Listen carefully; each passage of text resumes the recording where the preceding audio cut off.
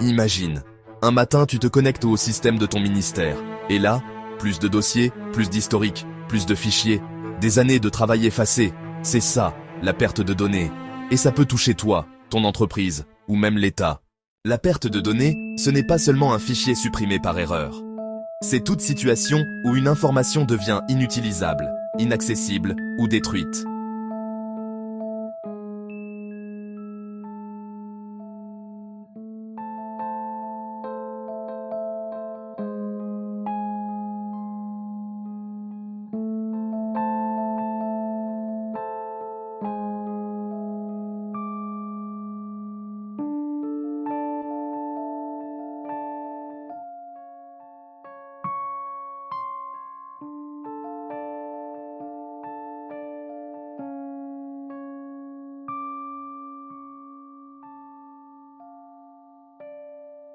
Perdre ces données, ce n'est pas juste un problème technique.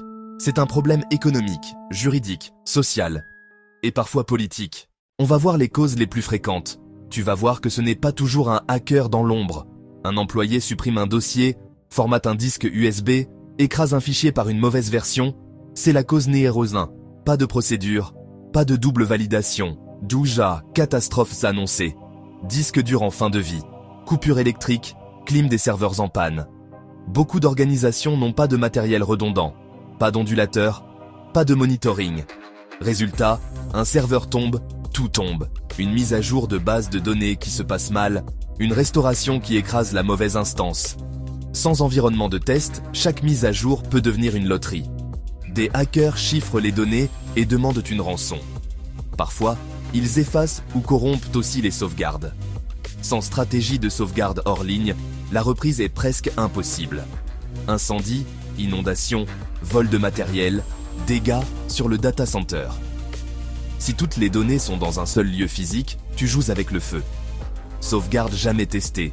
Disque de backup qui reste branché sur le même réseau. Absence de copie externalisée. Le jour où tu as un incident, tu découvres que tes sauvegardes ne servent à rien.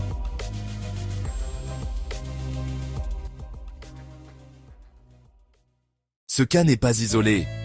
Pour une entreprise, une administration ou même un particulier, la perte de données peut avoir des conséquences lourdes.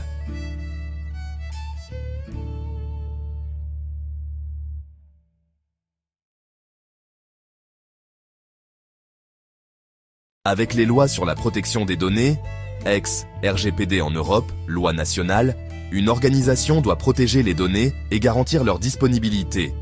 Perdre des données sensibles, il y a risque de sanctions, d'enquête, d'audit.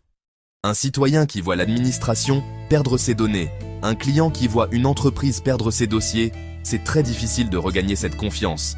Les données, ce n'est pas seulement des chiffres, c'est la mémoire de l'organisation. Perdre cette mémoire, répéter les erreurs, perdre l'historique des décisions. La bonne nouvelle, c'est qu'on peut fortement réduire le risque de perte de données. Voici une checklist simple que toute organisation, et même tout individu, devrait appliquer. 3 copies de tes données, 2 supports différents, 1 copie hors site, hors ligne. Exemple, sauvegarde locale sur NAS, copie dans le cloud sécurisé, copie chiffrée déposée régulièrement dans un autre bâtiment ou coffre. Une sauvegarde qui n'a jamais été testée, c'est comme un parachute que tu n'as jamais ouvert.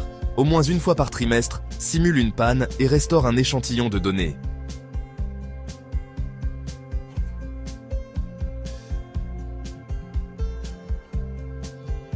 Documenter qui fait quoi, qui lance les sauvegardes, où sont stockés les supports, qui a le droit de les restaurer, que fait-on en cas de perte? Ça, c'est la base d'un PRA, PCA, plan de reprise, continuité d'activité.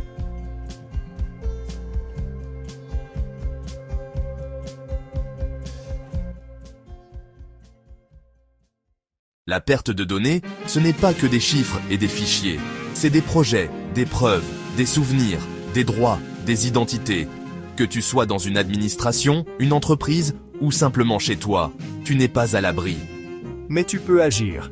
Mets en place des sauvegardes. Teste-les. Demande à ta direction. Quel est notre plan si on perd tout?